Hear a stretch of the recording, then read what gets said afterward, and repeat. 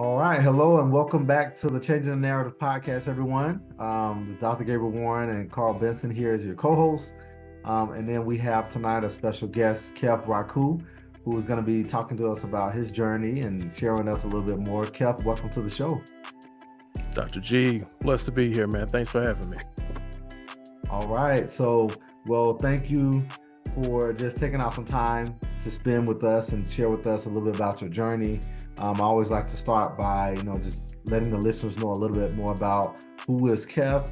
Let us know a little bit about your professional background and anything that you think is important for the listeners to know. Yeah, man. Well, I'm a man of many hats. I think the primary hat professionally, my 9 to 5, if you will, is I'm an educator. I'm an assistant professor of marketing and digital communications in the College of Business and Technology at North Central University, downtown Minneapolis. I am an advocator for Black families. I'm the co-founder of Better Family Life Minnesota, which is a community development organization with the aims of uplifting Black families. I am a mentor with the 100 Black Men Twin Cities chapter. I too am an entrepreneur. And so I have a fintech advisory and consultancy firm called HK Advisors, and also a beginner investor in SaaS startups. And two most important things to me is man of God and family man. Awesome, man. That's good, man. I don't even think I knew that you were in the education profession. So that's good to know, man. That's good to know. Man, like I said, man of many hats and talents.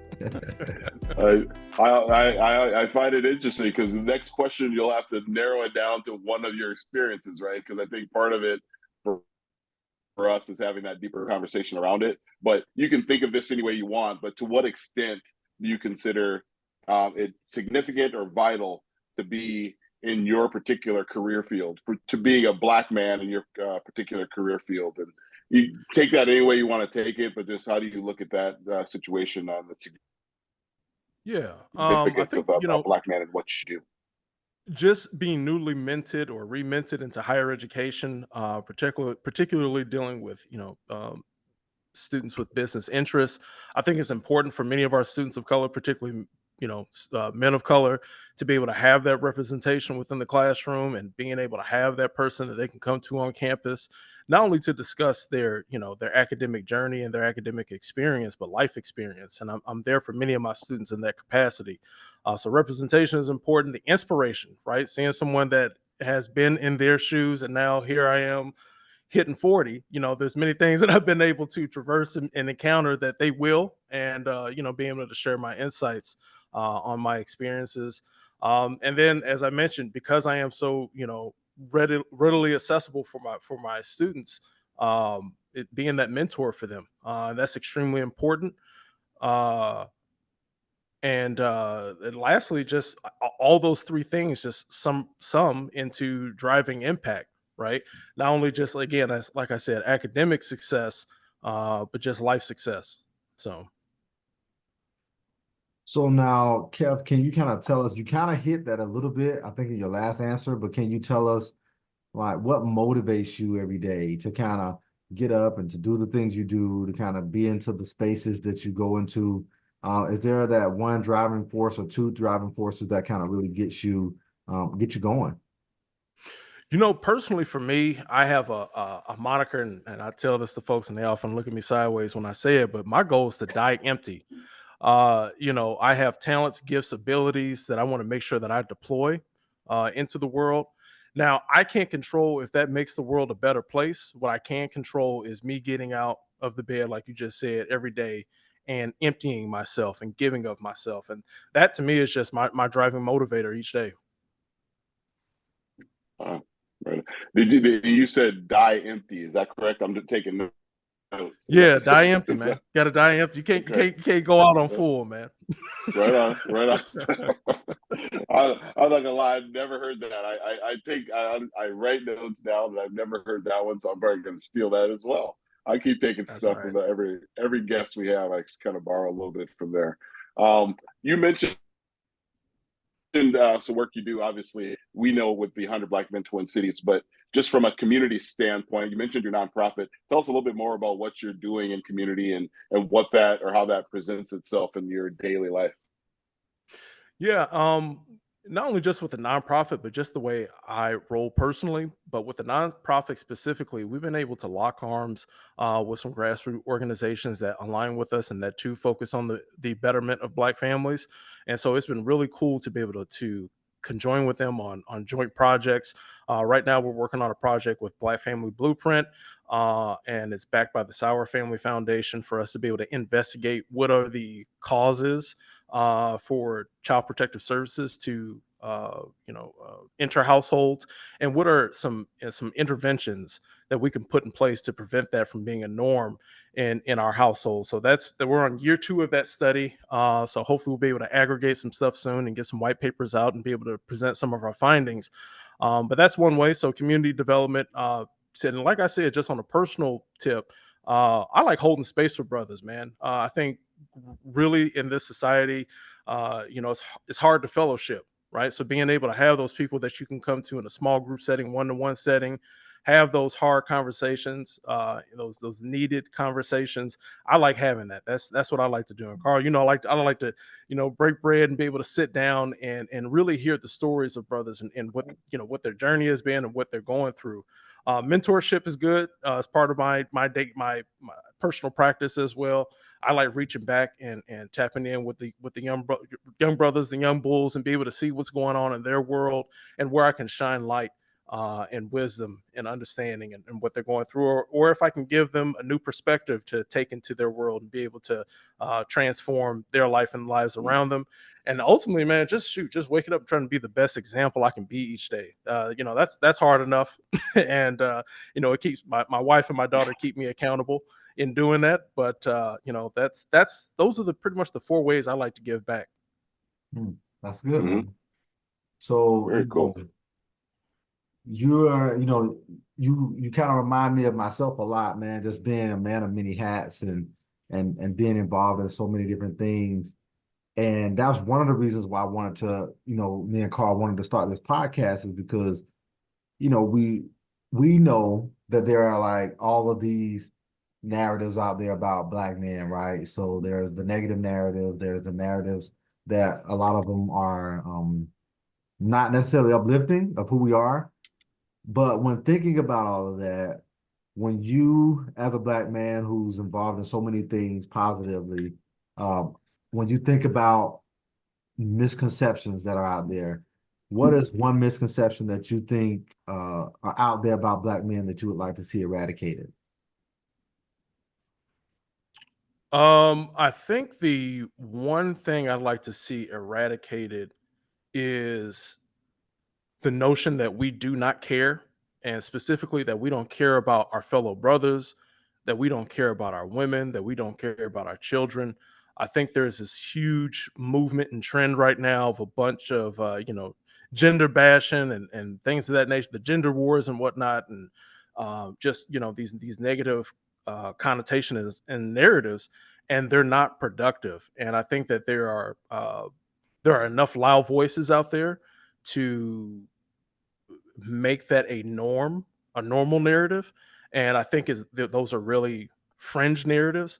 And so I think the narrative I like to see more is just how much we do care. Awesome. Right on. Right on. There is because of what you do in the community and also from an education space, there's generally a different views on what success looks like or what it means to be successful. How do you visualize that, or how do you gauge success and measure yourself in being successful in what you do? Man, that's a good question. Um, Something that resonates with me, I heard this quote from Winston Churchill years ago, that success is, and forgive me if I butcher this, but success is the ability to go from failure to failure without losing your enthusiasm. Mm. And for me, that's just a realization that life is hard. You will fail, and how important it is to have perspective, right? Seeing failure as that opportunity for learning, for growth and development. Which for me, my life motto, what I live by, is endure and conquer.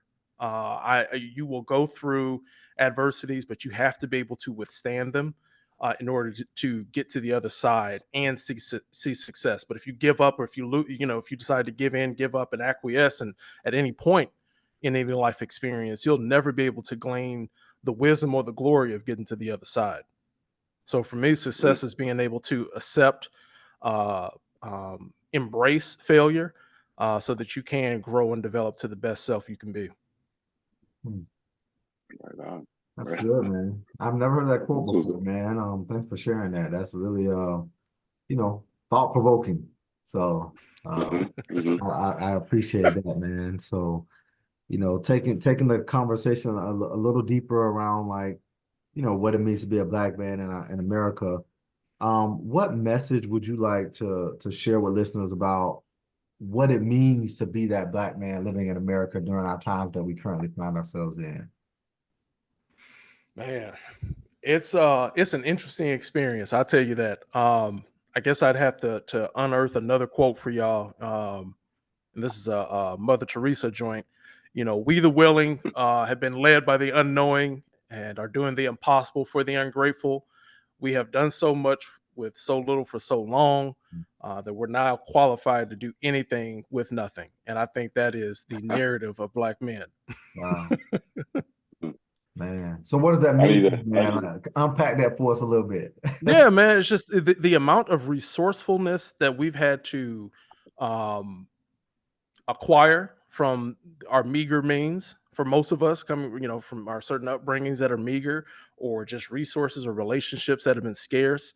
For people that don't appreciate our efforts, right, and use and abuse our productivity and output and all that we do, and we've done that for so long, man, that it's created this ingenious capacity for us to do with very little, right? That where most wouldn't be able to, or most would quit.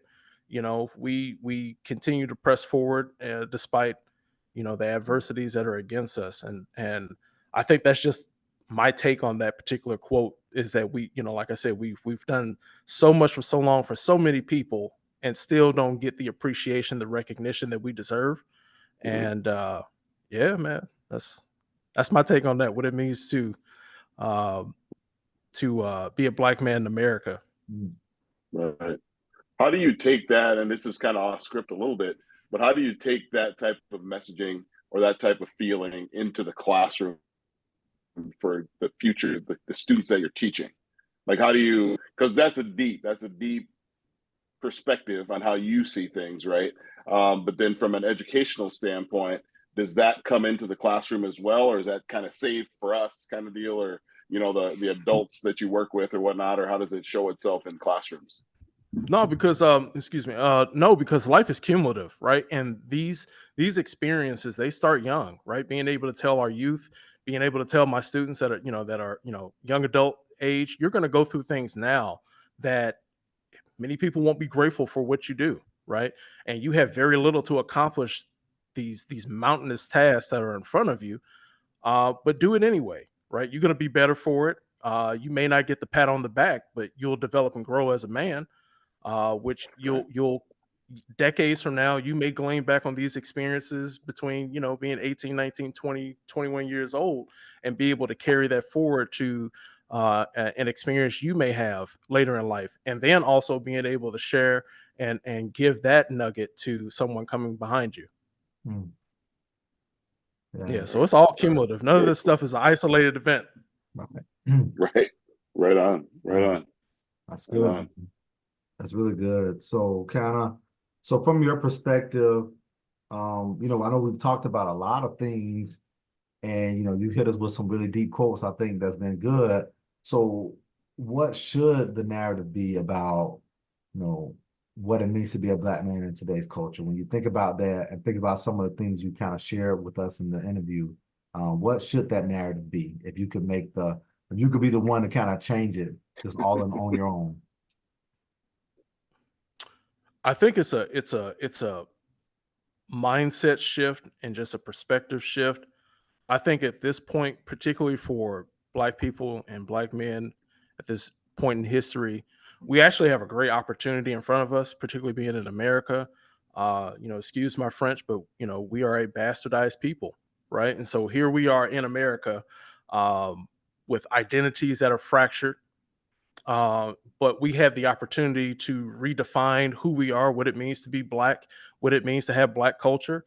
We get to redevelop ourselves, our families, our communities, and our really just ourselves as a people here, on this side of the hemisphere, and we get to restore ourselves. I think there's a lot of restoration that's required coming from our history, right? And so we have that opportunity now in front of us, and what it means to be a Black man in today's cultures, we get to be builders of that. We get to rebuild, and that's man, there's glory attached to that. I mean, we get to, we have a point where people, hundreds of years from now, get to look back at this point of history and see what we did. Mm. Wow. Right. That's good. exciting. Right on. So let me ask you this: because you do a lot of different things, with a lot of different organizations, how can folks who are listening to this podcast, how can they follow you or follow what you're doing? Is it social media? Is it websites? Or what is it you can share with us Man, to make sure that we're sharing that out? I tend to be a man that hides in the shadows, but I think probably one of the most effective ways is possibly LinkedIn. LinkedIn, and then Better Family Life Minnesota's website is being reloaded and revamped. We should be back live Q2. So probably the best way to reach me right now is through Better Family Life's email account, which is admin@bflmn.com. Okay. Cool, man. I got that down. We'll make sure to add that to the show notes and everything. As people are listening to this podcast, whether they're viewing it on YouTube or audio. Uh, Before we get going, because I know we have, we try to not to tax people's time too much, but you've talked about a lot of things, and I'm glad we've had a lot of conversations around topics about what it means to be a Black man. But anytime I get somebody on who is in spaces that Black people are not always typically in, I like to try to at least glean from some of your wisdom. So can you talk a little bit about how important it is to be a Black man and to be involved in like investing and that whole finance culture? Because I don't think we talk enough about finances as a society, but then specifically as a Black society, we don't talk about it. So can you share a little bit more about that? I know it wasn't something we planned to talk through, but I think we have to capture that while you're on with us today. That's a good question, Dr. Warren. I would say economics is a building block to self, to family, to community and society. So economic development and in that subcategory of financial literacy is important because it allows for us to um, it creates leverage, right? It allows for us to take our actions and to compound our efforts to have a greater return. So I think that's the role that economics plays. It creates leverage for us to hyper grow, to exponentially grow. So you have to have that backing you.